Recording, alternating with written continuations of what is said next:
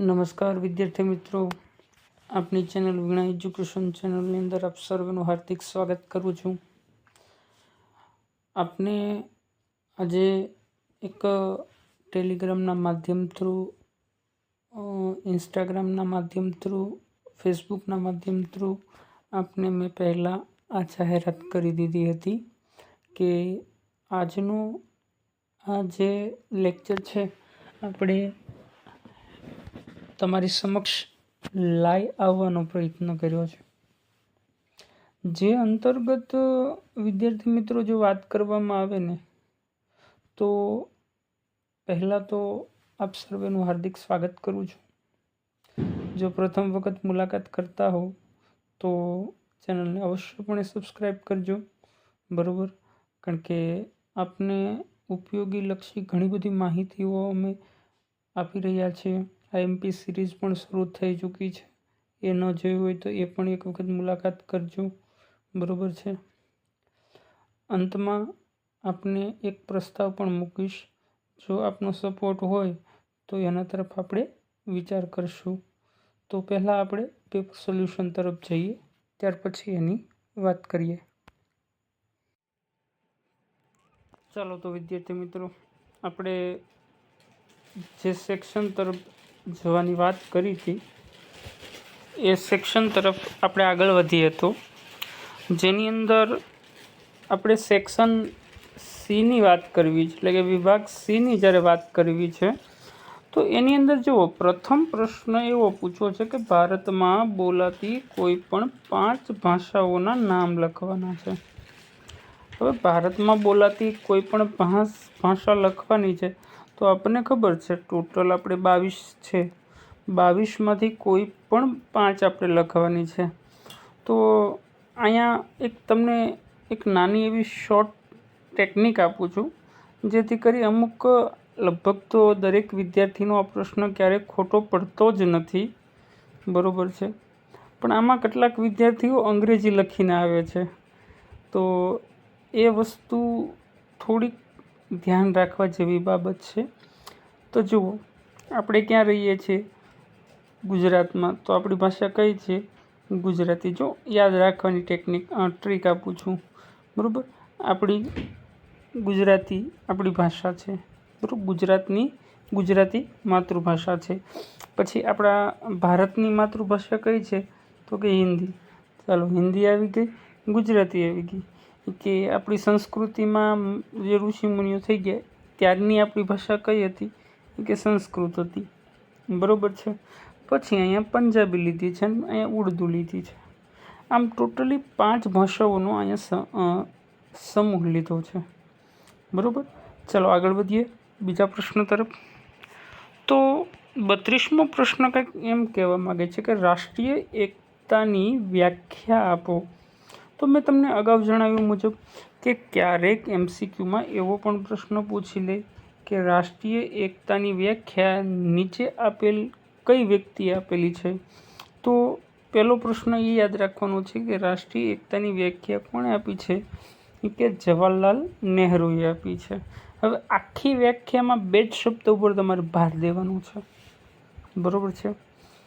આમાં જો મેં થોડુંક એડ કરીને લખ્યું છે કે ભારતના પ્રથમ વડાપ્રધાન. તમે લખો ન લખો તો બી ચાલે, બરાબર? તો આ વ્યાખ્યાની અંદર એક જ 2 આમ કહેવાય ને કે 2 શબ્દો ઉપર આખી વ્યાખ્યાઓ છે. તો જુઓ, કયા 2 શબ્દો ઉપર આખી વ્યાખ્યા આપણને જોવા મળે છે, બરાબર? તો જુઓ, એક અહીંયા પહેલાં તમારે ધ્યાન આપવાનું છે મનોવૈજ્ઞાનિક, અને બીજી આપવાનું છે શૈક્ષણિક, બરાબર? મનોવિજ્ઞાન ભણતા અભ્યાસ કરતા હશો એટલે આપને વધારે માહિતી હશે જ તે કે મનોવૈજ્ઞાનિક અને શૈક્ષણિક. તો રાષ્ટ્રીય એકતાની વ્યાખ્યામાં જવાહરલાલ નહેરુ શું કહે છે? જો બરાબર ધ્યાનથી જોજો મારી સાથે, કે રાષ્ટ્રીય એકતા એક મનોવૈજ્ઞાનિક અને શૈક્ષણિક પ્રક્રિયા છે. આટલી વ્યાખ્યા એણે આપી છે, બરાબર? કે રાષ્ટ્રીય એકતાને એ કેવી કહે છે? એ કે મનોવૈજ્ઞાનિક અને શૈક્ષણિક પ્રક્રિયા છે. તો કે મનોવૈજ્ઞાનિક શૈક્ષણિક પ્રક્રિયા કેમ કીધી? તો કે જેમાં બધા જ લોકોના દિલમાં એકતાની ભાવના એકતાની ભાવના તો આપણે મનોવૈજ્ઞાનિક પ્રક્રિયા જેવું થઈ ગયું. પછી શું કીધું જો અહીંયા, ત્યાર પછી સમાન નાગરિકોના અનુભવ અને રાષ્ટ્રીય પ્રત્યે નિષ્ઠા અને પ્રેમ ભાવના વિકસિત કરી. મેં કીધું એ મુજબ માત્ર ને માત્ર તમારે ક્યાં ફોકસ કરવાનું છે? અહીંયા. બરોબર છે કે રાષ્ટ્રીય એકતા એ કેવી પ્રક્રિયા છે? તો કે મનોવૈજ્ઞાનિક અને શૈક્ષણિક પ્રક્રિયા છે. બરોબર. ત્યાર પછી 32મો પ્રશ્ન છે. આ પ્રશ્નને આપણે મોસ્ટ આઈએમપી લિસ્ટમાં સમાવેશ કરશું. કેમ અહીંયા મોસ્ટ આઈએમપીમાં આપણે સમાવેશ કરશું? કારણ કે અગાઉ લેવાયેલી બોર્ડની પરીક્ષાઓમાં આ પ્રશ્ન ઘણી વખત પૂછાઈ ગયેલો પ્રશ્ન છે. બરાબર, જેની અંદર કહેવામાં આવ્યું છે, જોઈએ શું કહે છે. ભારતીય સંસ્કૃતિ સ્વરૂપ કયા કયા છે? કે ભારતની જે સંસ્કૃતિ છે એ સંસ્કૃતિના સ્વરૂપ કયા કયા છે એ જણાવવાનું છે. જે આપણી ભારતીય સંસ્કૃતિ છે તેની વાત છે. જો અહીંયા શું કામ મેં આટલું એક્સ્ટ્રા લીધું છે એની પણ તમને વાત કરી દઉં. કે માનો કે વિભાગ બીમાં કે વિભાગ એમાં એવો પ્રશ્ન થઈ શકે કે ભારતીય સંસ્કૃતિના સ્વરૂપ કેટલા છે, કયા કયા છે એમની કેટલા છે. તો જુઓ અહીંયા સીધો એનો જવાબ થાય કેટલા છે? 3 છે. બરાબર છે. તો આવી રીતે સેક્શન એ બીમાં પણ પ્રશ્ન થઈ શકે છે. બરાબર. તો જોઈએ સ્વરૂપ કયા છે કે એની વાત કરીએ. બરાબર. તો અહીંયા પહેલું આપણને પૂછે કે પ્રશિષ્ટ અને ભદ્રવર્ગીય માર્ગી પરંપરા છે. બરાબર. આ આપણી ભારતીય સંસ્કૃતિના એક ભાગરૂપી છે. લોક સંસ્કૃતિ અથવા તો દેશી પરંપરા અને આદિવાસી સંસ્કૃતિ. ત્યાર પછી 34મો પ્રશ્ન એમ કહે છે આપણને કે આદિવાસીઓમાં માટીકલા વિશે જાણકારી આપવાની છે. હવે જો માટીકલા જ્યારે પણ પૂછવામાં આવે, હવે ક્યારેક કેવું બને છે બાળકો કે આ સેક્શન સીનો પ્રશ્ન ડીની અંદર ક્યારેક પૂછી લે છે અને ક્યારેક ડીનો પ્રશ્ન સેક્શન સીમાં પૂછી લે છે. એટલે ક્યારે પણ કન્ફ્યુઝ થવાનું નથી કે સરે જે બ્લુ પ્રિન્ટ આપી છે એ બ્લુ પ્રિન્ટ પ્રમાણે નથી. બરાબર. સેક્શન ફરી શકે છે, પ્રશ્ન નહીં ફરી શકે. બરાબર. તો અહીંયા આદિવાસીની માટીકલામાં તમારે શું ધ્યાન રાખવાનું? જો બાળકો અહીંયા તમને ટીપ પણ આપું છું અભ્યાસ સંબંધિત, કે તમે ઘણા બાળકોની ફરિયાદ હોય છે કે સર વાંચેલું મને યાદ નથી રહેતું, અથવા તો રીડિંગ કેવી રીતે કરું. અત્યારે સમય ટૂંકો છે, કારણ કે ફેબ્રુઆરીમાં તો આપણી બોર્ડની પરીક્ષાઓ શરૂ થઈ જાય છે. તો કે આ બધા પ્રશ્ન, ખાસ કરીને જે મોટા લોંગ પ્રશ્ન છે એને કેવી રીતે તૈયાર કરવા. તો જુઓ, દરેક બાળકોને કહું છું કે મોટા પ્રશ્નની અંદર પહેલાં તમારે કી પોઈન્ટ ગોતવાના છે. શું ગોતવાનું છે? Key point. બરાબર. તો પ્રશ્ન થશે કે કી પોઈન્ટ એટલે શું વસ્તુ? તો કી પોઈન્ટ એને કહેશું આપણે કે જે વધારાની વસ્તુ છે એને કાઢી નાખવાની છે અને જે મેન ટોપિક છે, જે મેન શબ્દો છે એવા શબ્દોની પહેલાં આપણે તૈયારી કરશું. બરાબર છે. પહેલાં માત્ર ને માત્ર એ શબ્દો ઉપર ધ્યાન આપશું, પછી એ શબ્દોને ખાલી પાકા કરશું અને પછી એ બધા શબ્દોને ભેગા કરીને આપણે આપણી જાતે મૌલિકતા સાથે આપણે પ્રશ્ન બનાવશું. બરાબર છે. તો એક આ પણ થઈ શકે. તો જુઓ, અહીંયા હું તમને કયા કયા કી પોઈન્ટ થઈ શકે છે એની વાત તમને કરું. જુઓ, આ પ્રશ્નની અંદર એક સમજાવું તમને. આ પ્રશ્નની અંદર આપણે શું કીધું છે? આદિવાસીની માટીકલાની જાણકારી આપવાની છે. તો અહીંયા પહેલે આપણને માટીકલાની જાણકારી કીધી છે. તો પહેલું મગજની અંદર વિચારવાનું કે માટીકલાની અંદર આદિવાસીમાં શું આવે, તો કે માટીકલાની અંદર પહેલું તો શું આવે એ કે વાસણ આવે, રમકડા આવે અને દેવીઓની મૂર્તિ આવે. આ ત્રણ અહીંયા કી પોઈન્ટ છે. બરાબર છે. આદિવાસીઓમાં વાસણ, રમકડા અને મૂર્તિ. બરાબર છે. ત્રણ વસ્તુ જ યાદ રાખવાની છે. એ કે પહેલું શું આવે, વાસણ, રમકડા અને દેવોની મૂર્તિ. બરાબર. પછી આ તો એક વાર્તા જેવું લાગે. કઈ રીતે? એ કે જુઓ, ગુજરાતનો કેવો વિસ્તાર, જો એક વખત MCQમાં બાળકો પૂછી લીધું હતું, ખાસ ધ્યાન રાખજો. ગુજરાતનો કયો વિસ્તાર છે? પોછીના વિસ્તારમાં કયા આદિવાસીઓ રહેતા હતા? એ કે ભીલ અને ગરાસિયા. કયા આદિવાસી રહેતા હતા? ભીલ અને ગરાસિયા. બરાબર છે. એ શું કરતા હતા? એ કે એ લોકો પોતાના જે દેવતાઓ હતા એ દેવતાને માટીનો ઘોડો ચડાવતા હતા. શું કરતા હતા આ લોકો? આ જે પોછીના લોકો હતા, જે ગરાસિયા અને ભીલ આદિવાસી હતા, એ દેવતાઓને શેનો ઘોડો ચડાવતા હતા? માટીનો. શેનો ઘોડો ચડાવતા હતા? માટીનો. તો બાળકો અહીંયા એ પણ આપણને દેખાઈ આવે છે કે આદિવાસી સંસ્કૃતિ પણ હિંસા પ્રવૃત્તિમાં નથી માનતી. બરાબર. તો જો અહીંયા શું કરે છે કે દેવતાને ઘોડો ચડાવવાનો છે, પણ માટીનો ઘોડો ચડાવે છે. આ ઘોડાઓને તેઓ જીવતા ઘોડાનું જેટલું જ માન સન્માન આપે છે. આ અગત્યનું છે. આગળ ભણશો એટલે એક ટોપિક આવે છે, કોલેજ કરશો ને એમ સમાજશાસ્ત્ર મેન વિષય રાખો ને, તો એમાં પશુ બલિ એવો ટોપિક આવે છે. એમાં આપણે જવું નથી, પણ જો આ કહેવાનો ઇન્ટેન્સ મારો તાત્પર્ય એ છે, બરાબર છે, કે અહીં જો માટીનો ઘોડો ચડાવે છે, થઈ શકે કે ન થઈ શકે આવું? કે ભાઈ જો દેવતાઓને ચડાવવાનું છે એ યોગ્ય છે, ચાલો એ કે માટીનો ઘોડો ચડાવો. હવે એ ઘોડાને પાછું માન કેવું આપ્યું? એ લોકોએ જીવતા સમાન માન આપ્યું. તો આવું થઈ શકે છે. બરાબર. ત્યાર પછી ગુજરાતમાં લગભગ બધી જ જગ્યાએ આદિવાસીઓ દેવી દેવતાઓના, જો ગુજરાતમાં લગભગ બધી જ જગ્યાએ આદિવાસી જે પણ કોલોની છે એ કોલોનીમાં લગભગ મોસ્ટલી બધી જ જગ્યાએ એ કે ખાસ કરીને કેવી મૂર્તિઓ બનાવે છે અને દેવતાને ચડાવે છે.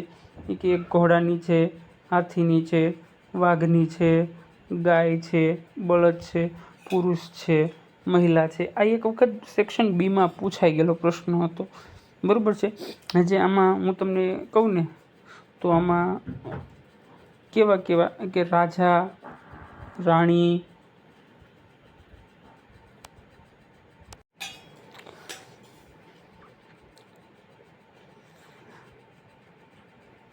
તો જો ગુજરાતમાં લગભગ બધી જ જગ્યાએ આદિવાસી પોતાના દેવી દેવતાઓને ખાસ કરીને ઘોડો છે, હાથી છે, વાઘ છે, ગાય છે, બળદ છે, સ્ત્રી છે, પુરુષ છે, બરાબર, ચંદ્ર છે, સૂર્ય છે, આ બધાની માટીની મૂર્તિ બનાવી અને કોને અર્પિત કરે છે? એ કે દેવતાઓને અર્પિત કરે છે. શું કરે છે? આની પાછળ એની શ્રદ્ધા રહેલી હોય છે. અને જ્યારે મૂર્તિ દેવતાઓને અર્પિત કરે છે ત્યારે એ શું કરે છે? એ કે એને માન સન્માન આપે છે. શું આપે છે? માન સન્માન આપે છે. ખાસ કરીને જો એ કે આદિવાસીમાં ખાસ કરીને અહીંયા જ્ઞાતિઓ આવી છે કે આ પ્રથા કોનામાં જોવા મળે છે? એ કે આ પ્રથા ચૌધરીમાં, ગામિતમાં, ઘોડિયામાં, ભીલમાં, રાઠવામાં આ સૌથી વધુ જોવા મળે છે. બરાબર છે. શું કામે? આપણે બધાને ખબર છે કે પ્રકૃતિનો એક અંશ છે. પ્રકૃતિ જો આપણે ચેપ્ટરની અંદર તમે સમજાશો કે આદિવાસી મોસ્ટલી છે ને પ્રકૃતિની નિકટ હોય છે. વિશેષ નામ, વિશિષ્ટ બોલી, આ બધી વસ્તુ તમે જોઈ ગયા છો. ત્યાર પછી 35મા પ્રશ્નની વાત કરીએ તો બહુ સરસ મજાનો ટોપિક છે, ટોટેમવાદ. તમે અને આ શબ્દના બદલે હું તમને એમ કહું કે ટેટુ, શું કહું, ટેટુ, તો તમે વધારે સારી રીતે સમજી શકશો. પણ આને સમાજશાસ્ત્રની ભાષામાં ચૂંદણા સંધાવા કહેવાય. શું કહેવાય? હવે શું હોય છે ચૂંદણા સંધાવા? બરાબર છે. હવે માનો કે આપણે બધાને, દરેકની જ્ઞાતિનું ચોક્કસ પ્રકારનું ગોત્ર હોય. શું હોય છે? ગોત્ર. તો કેટલાક વિદ્યાર્થીનો પ્રશ્ન થાય કે સાહેબ ગોત્ર એટલે વળી શું? ગોત્ર એટલે શું? તો ટૂંકું ને ટચ જો સમજાવું કે ગોત્ર એટલે શું, કે જ્યાંથી આપણું કુળ શરૂ થયું હોય ને, જ્યાંથી આપણું કુળ શરૂ થયું હોય ને એ, માનો કે સપ્ત ઋષિથી શરૂ થનારી પરંપરાઓ છે, ગાર્ગસ્ય થયા ને, દધીચી થયા ને, તો એમ કશ્યપ ઋષિ થયા ને, એમ અલગ અલગ જે ઋષિઓ હતા એ ઋષિમાંથી આપણી એક પેઢી દર પેઢી આપણે ચાલે આવીએ છીએ, તો એને આપણું ગોત્ર કહેશું. બરાબર છે. તો આદિવાસીમાં કંઈક આવું જ છે. જો પહેલી જ લાઈનમાં આપણે એ સમજાવવાનો પ્રયત્ન કર્યો છે કે અનુસૂચિત જનજાતિમાં ટોટમ એટલે કે ગોત્ર ચિહ્ન, બરાબર, ગોત્ર ચિહ્નોમાં શ્રદ્ધા ધરાવે છે, કે જ્યાં ગોત્ર ચિહ્નો હોય એમાં એ શું ધરાવે છે? શ્રદ્ધા ધરાવે છે. શું કહે છે ગોત્ર ચિહ્નની અંદર? જુઓ, એ ગોત્ર ચિહ્નની અંદર એવું કહે છે કે ગોત્ર ચિહ્નની આસપાસમાં વર્તન પ્રણાલીમાં ટોટેમવાદ ઉદ્ભવ્યો હતો. જેની આજુબાજુની જે વર્તન પ્રણાલી છે ને, એ વર્તન પ્રણાલીના આધારે આ એક ગોત્ર ચિહ્નવાદ, જેને ચૂંદણા સંધાવા પણ કહી શકાય છે. બરાબર છે. જેને એક સામૂહિક ચેતનાનું પ્રતીક કીધું છે. હા, આમ કહેવાય કે સમાજની અંદર જીવિત એક પ્રતીક કહી શકાય આને. તો ભારતમાં અનુસૂચિત જાતિઓના જીવનમાં ધાર્મિક સ્થાને છે આ વસ્તુ. જે પણ અનુસૂચિત જનજાતિ છે એ જનજાતિના જીવનમાં કદાચ અહીંથી પ્રશ્ન બનાવવો હોય તો પણ બનાવી શકે છે. મેં તમને અગાઉ જે વાત કરી એ મુજબ કે સેક્શન એ અને સેક્શન બી, બરાબર છે, ક્યારેય બેઠો આવી જાય તો કોઈ પ્રશ્ન નથી, પણ એકાદા બે ક્વેશ્ચન એવા ટ્રિક્સ કરીને પૂછવામાં જ આવે છે, જે અંડરલાઇનમાંથી આપણને પ્રશ્ન પૂછતા હોય છે, જે ફેક્ચ્યુઅલ ડેટા રૂપી હોય છે. જેની અંદર જો અહીં એમ કીધું છે કે તમને એવો પ્રશ્ન, મારો કહેવાનો મતલબ એ હતો કે તમને સીધો પ્રશ્ન પૂછી લે કે ભારતની અનુસૂચિત જનજાતિના જીવનમાં કેન્દ્ર સ્થાને કોણ છે? શું પૂછવામાં આવે? કેન્દ્ર સ્થાને, જીવનમાં કેન્દ્ર સ્થાને કોણ છે? તો કે એનો ધર્મ છે, એનો કેન્દ્ર સ્થાને રહેલો છે, અને કુદરતી પરિબળો અને ઘટનાને ઐશ્વર્ય શ્રદ્ધા માને છે. તો આપણે વાત કરી રહ્યા હતા કે ભારતની જે અનુસૂચિત જનજાતિ છે એના જીવનમાં કેન્દ્ર સ્થાને ધર્મ હોય છે. બરાબર છે, એની વાત આપણે કરી. ત્યાર પછી જો અનુસૂચિત જનજાતિ અદૃશ્ય અને અનુસૂચિત જનજાતિ એ અદૃશ્ય અને અમાનવીય શક્તિઓમાં શ્રદ્ધા ધરાવે છે. આ વસ્તુ સમજ્યા જેવી છે. અમાન્ય શબ્દ નો યાદ રહે તો અહીંયા અંધશ્રદ્ધા પણ કરી શકાય છે કે ભાઈ એ આદિવાસી લોકો જે અદૃશ્ય વસ્તુઓ છે, અદૃશ્ય શક્તિ છે, એની અંદર એ લોકો વધારે શ્રદ્ધા ધરાવતા હોય છે. બરાબર. ત્યાર પછી તેઓ માને છે કે કોઈ અદૃશ્ય શક્તિ જે છે, દિવ્ય શક્તિ છે, એના જીવનની આસપાસ અસર કરે છે. બરાબર. એ એવું કહે છે કે કોઈ અદૃશ્ય એવી શક્તિ છે, બરાબર છે, એના જીવનમાં આસપાસ તેની અસર કરે છે, આવી એની માન્યતા છે. અને આ માન્યતાના કારણે જ મોટાભાગે આ ટોટેમનો મુખ્ય એ છે. હવે દાખલા તરીકે આપણે કોઈ એવી માન્યતા હોય કે ભાઈ ડર લાગતો હોય કોઈ વ્યક્તિને, એટલે જો રાત્રે દરમિયાન ડર લાગતો એટલે કોઈ પણ વસ્તુ, એ મનોવૈજ્ઞાનિક સિદ્ધાંત છે કે કોઈ પણ વસ્તુ ગાતો જતો હોય તો ગાવું અને ડર બેસવું, બરાબર છે, એ એક આખો સિદ્ધાંત છે. પણ એને આપણે કેવું માની લેવાનું છે અહીંયા આના આધારે કે એ એમ માને છે કે જીવનને અસર કરે છે, એવી માન્યતા છે, બરાબર. ત્યાર પછી જુઓ, ટોટેમ સાથે અલૌકિક સંબંધ ધરાવે છે. ટોટેમ ગુડ શક્તિઓ અને ખાસ કરીને પૂર્વ શક્તિઓમાં વધારે પ્રભાવિત, એવું માને છે કે પૂર્વજોની શક્તિ રહેલી હોય છે, બરાબર છે. આ વસ્તુ એમની સંસ્કૃતિ છે આખી. ત્યાર પછી જુઓ, ભારતમાં કોઈ 4 આદિમ જાતિઓના નામ આપો. આ પ્રશ્ન બાળકો એવો છે જેને આપણે મોસ્ટ આઈએમપીમાં સમાવેશ કરશું. કેમ મોસ્ટ આઈએમપીમાં? કે બોર્ડના ઘણા વર્ષોની અંદર આ પ્રશ્ન પૂછાઈ ગયેલો છે. અહીંથી એક MCQ પણ બને છે, એ પણ આપણે અહીંયા ધ્યાન રાખશું કે ભારતમાં આદિમ જાતિઓને કેટલા ભાગમાં વહેંચવામાં આવી છે, તો એનો MCQનો જવાબ થશે 4, બરાબર છે. તો આ 4 જાતિઓ છે. બસ્તરાના મુરિયા છે, ઓડિશાના બુંદો અને જુહાંગ છે, બરાબર. આંધ્રમાં વસતા ગોડ છે, દક્ષિણ ભારતમાં કદાર અને ઈસલા અને સિસુ અને ટોડા, બરાબર. આટલી જ્ઞાતિઓ છે. ત્યાર પછી મહિલા સશક્તિકરણ, જેને સ્ત્રી સશક્તિકરણ પણ કહી શકાય છે. વુમન પાવરમેન્ટ, સ્ત્રીઓને સત્તા આપવાની વાત છે, બરાબર. શક્તિ આપવાની મહિલાઓને વાત છે, બરાબર. આમાં તો પર્ટિક્યુલરલી બાળકો તમારે જેમની વ્યાખ્યા પૂછી છે એ વ્યાખ્યાને એના જ શબ્દ લખવા પડતા હોય છે.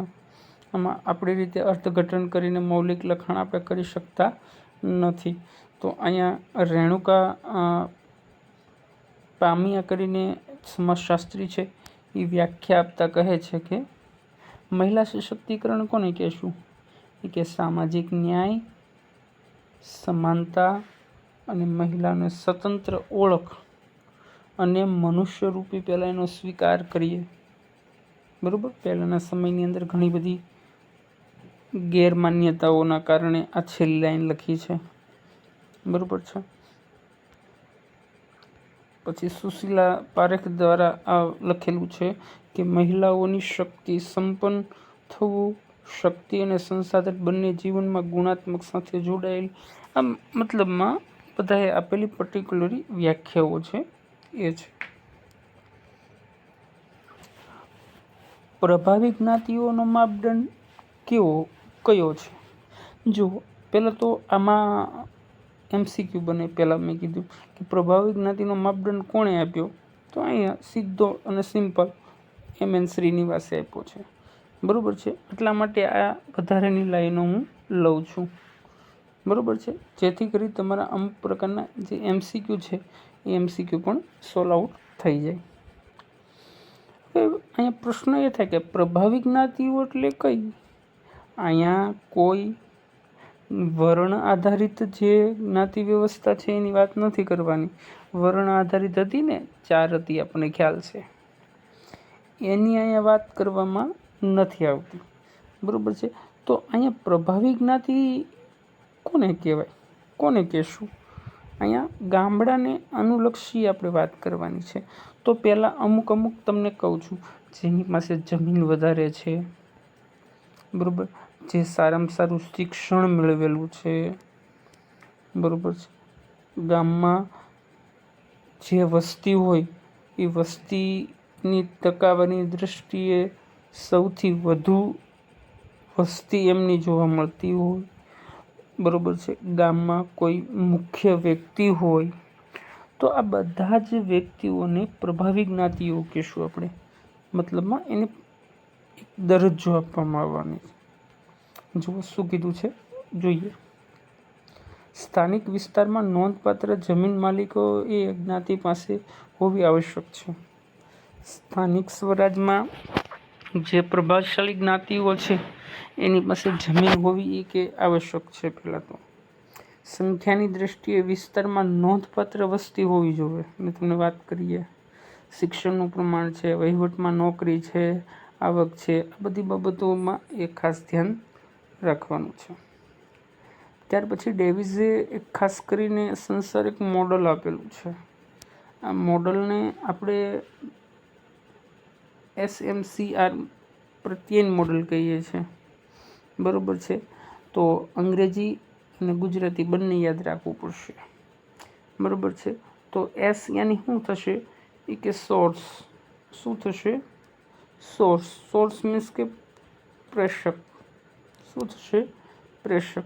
ત્યાર પછી બીજું તો બધાને ખબર જ હોય, મેસેજ માની કે સંદેશ, ચેનલ માની માધ્યમ, રિસીવર માની પ્રાપ્તકર્તા. ત્યાર પછી 41મો પ્રશ્ન જોઈએ. ભારતમાં રેડિયો પ્રસાર સેવા કયા નામથી શરૂ થઈ? અહીંયા તમારે નામ અને વર્ષ યાદ રાખવાનું છે. જો પહેલાં એક જ વસ્તુ યાદ રાખવાની કે ભારતમાં રેડિયોની શરૂઆત પહેલાં ક્યારે થઈ હતી? 1923માં થઈ હતી. ક્યાં થઈ હતી? એ કે મુંબઈ ખાતે. મુંબઈમાં શરૂ થઈ હતી, પણ કેવી? એ કે ક્લબ રેડિયો, જે ખાનગી પ્રસારણ હતું, કોઈ લોકો માટે નહોતું, બરાબર છે. ત્યાર પછી બીજું યાદ રાખવાનું છે કે